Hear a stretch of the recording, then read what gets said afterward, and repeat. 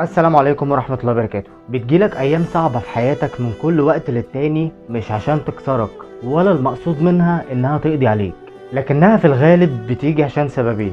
السبب الأول بمنتهى البساطة اختبار ليك، إنك دلوقتي بتمر بمرحلة مستقرة في حياتك وماسك زمام الأمور. تيجي بقى أقدار ربنا من غير ميعاد ولا حساب تحطك في اختبارات انت ما كنتش واخد بالك منها، وتتحط في تفاصيل واحداث لا يمكن كانت تيجي او تخطر على بالك، وتبدأ تفهم بالفعل ان الدنيا ما فيهاش اي شيء مضمون وبتتغير من كل لحظة للتانية، وكل ده يا صديقي في اقل من لحظات.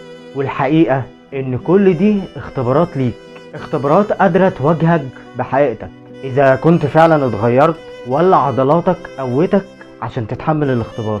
ومن هنا تبدأ تنضج وتفهم وتستوعب السبب الأول كان ليه.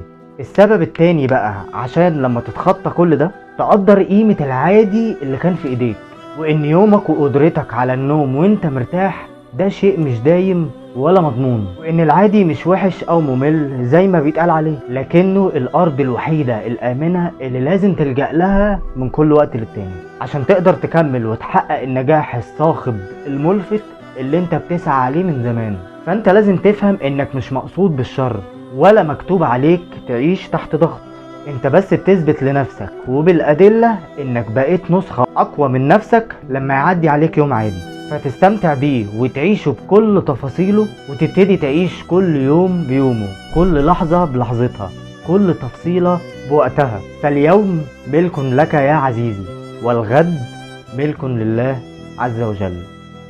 دمتم في رعاية الله وأمنه. سلام.